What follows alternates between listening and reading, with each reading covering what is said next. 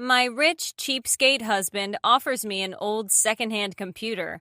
I found 500 bitcoins on it. Hi, I'm Rena, and this is the story of the time I found 500 bitcoins in a secondhand computer. Before anything else, please don't forget to like the video and subscribe to this channel to show me your support. This story began around a decade ago. At the time, I'd been asking my husband to spring for a computer for months, but all he ever did was say that he'd think about it. It wasn't as if we were poor and he couldn't afford one. Well, I was, technically, if you looked at my own personal bank account, that is. My husband, though, was rich. He inherited his family's company and has never been poor in his entire life. He was also stingy as heck. He never let me touch his money or buy anything for myself, even though 100% of my salary went straight to our household expenses. All Fred did was hoard whatever money he made, and I was left to pick up the slack and pay for what we needed in our lives. Most people would think that since we are married, we're supposed to share our money and other assets. But that wasn't always true for us. That didn't fly with Fred. And you know what? I didn't mind. He was my husband, so I just accepted that part of him. It was like his little quirk, I thought. But when the computer I was using for my online jobs and coding stints broke, I had to ask Fred if he could get me a replacement because I didn't have the extra cash. He said no. I was a little bit miffed, if I'm being honest. Picture me, a young professional woman working multiple jobs online to keep a household afloat while my husband was sitting on top of a fortune he refused to touch. Wouldn't you be annoyed too? It's for the future, he told me. Don't you want our son to have a comfortable life? Then where am I going to get the money for the present, Fred? How is Ethan's life going to be comfortable in the present if I don't work? It's not like you're buying any milk for him, I said, worried that my clients would disappear if I didn't get back to them. Isn't this whole marriage thing a partnership, Fred? I'm paying all of our bills, the mortgage, our food. All I ask is that you make things easier for me by doing this one small thing. I just need a computer, Fred. That's all I'm asking. Fred was quiet. For a second, I thought my husband was going to go off on me, but instead he sighed and said, Fine, I'll get you one. I was so happy that I finally got through to him. I kissed Fred. I hugged him and thanked him. I was just happy that the whole thing didn't turn into a fight. I just hated arguing with the man I loved. It might seem like he's a tough guy to deal with, but my husband's no villain, not at all. And I don't want anyone to think that he is. I think he just has a different set of values and he clings to his family's traditions quite fiercely, no matter how silly they might seem. The next day, Fred came home from work carrying a huge box he was hardly able to carry alone. I got so excited. He got me the computer. I welcomed him home with a kiss on the cheek, and when he put the box down on the table, I dove in, not able to contain my excitement about what model he got me. When I finally saw what he'd brought, my spirits deflated like a popped tire. He got me a computer, all right, only it was as if he'd fished this one out of a dumpster. The case looked like it was never introduced to a duster in its entire lifetime. Ta-da, he said. My husband's face told me he was somehow proud of his find. I couldn't tell if it was a joke or if he actually thought he'd done something really nice for me. I was speechless for a moment, and then I said, I don't want to sound ungrateful or anything, but where did you even get this? Does it even work? Fred laughed. I know it's a clunker, but it was virtually free. Got it off a guy at the flea market next to our building. Paid the guy $10 for the lot. I think he was just happy to be rid of it. Said his friend got it from some dead guy's estate sale. Said it gave him the heebie-jeebies having dead people stuff. Okay, but does it even work? I said as I blew a thick layer of dust off the keyboard it came with. I started putting the computer together. Oh yeah, it definitely works. I know I can be a schmuck sometimes, but I'm not that much of a schmuck, my husband laughed. I tested it. I was actually on the way to the mall to get you a brand new one, but then I saw the flea market, and well, you know me, I can't resist a good bargain.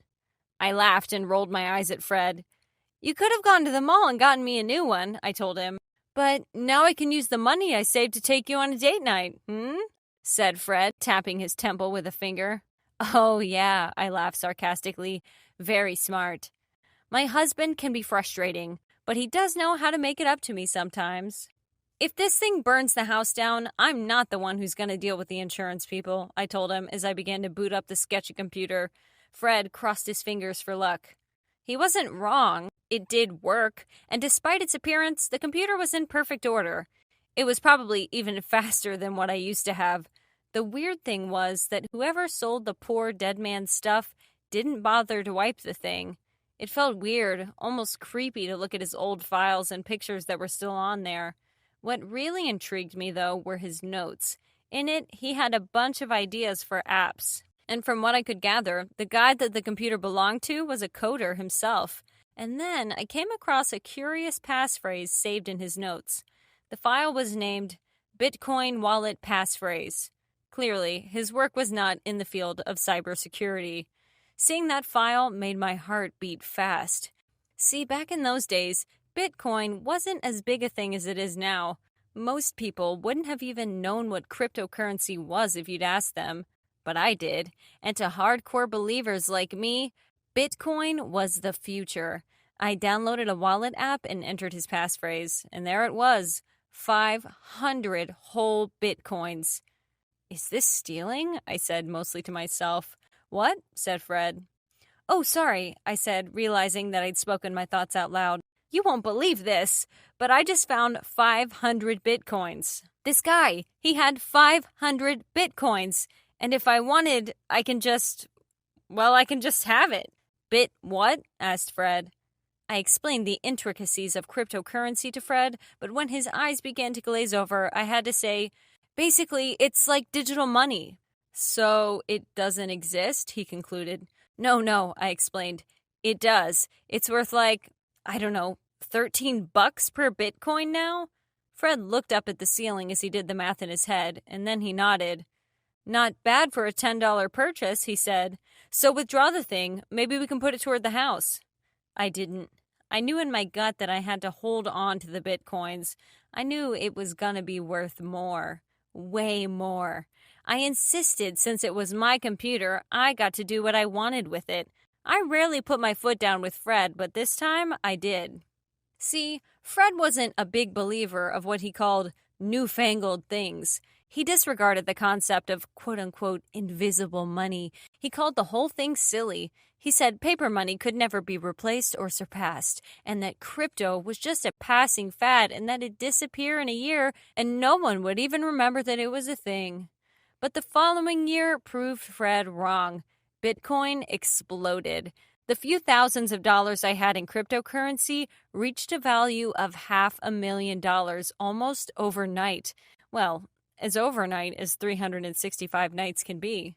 At first, I was apprehensive, of course. At first, I was scared, like most unstable markets, the crypto bubble would just suddenly burst. And so I saw that massive price spike as a great opportunity as any to actually cash in. I knew I had to act fast. On that fateful December day in 2013, I withdrew around half of it, just to make sure I at least got something out of it in case the whole thing came crashing down.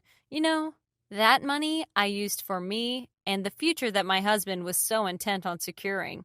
The first thing I did was buy myself the best computer money could buy at the time, and then I paid off our mortgage. I paid off both of our cars and put away a small college fund for our little Ethan. And then I made sure to mine for more Bitcoins. Crypto had its ups and downs over the years, and Fred was still unconvinced, even though he had personally experienced the results. But then, in 2017, the price of Bitcoin soared to a whopping $20,000. I still had a little over 250 Bitcoins in my wallet when that happened, and I kid you not, I fell down on my knees and screamed, "I'm rich!" But then a financial crisis hit my country hard, and Fred's business was severely affected. At first, he used his savings to inject life back into his failing company, and I helped here and there. But eventually, the worsening state of the economy took its toll. The business didn't go under completely, but it became unsustainable, and so Fred had to dissolve the company. He was left with what little of his fortune he could salvage. Meanwhile, the value of my crypto fortune continues to rise. My husband did apologize one night when we were having dinner.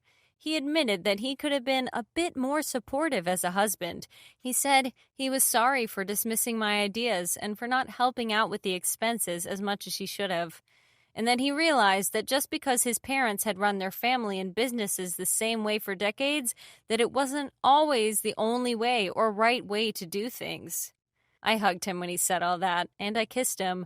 Some of you might think, why didn't you just leave him? Why are you still with him when he was so awful to you? Well, the fact is, he wasn't awful. Sure, he was a cheapskate, and he mostly left me to take care of our expenses. But I didn't marry him so I could live a comfortable life. I married him because I love him. And there's more to my husband than his flaws. To be honest, I am thankful to him. If he hadn't been so stingy as to buy me a second-hand, beat-up computer from the flea market, I wouldn't have found those Bitcoins.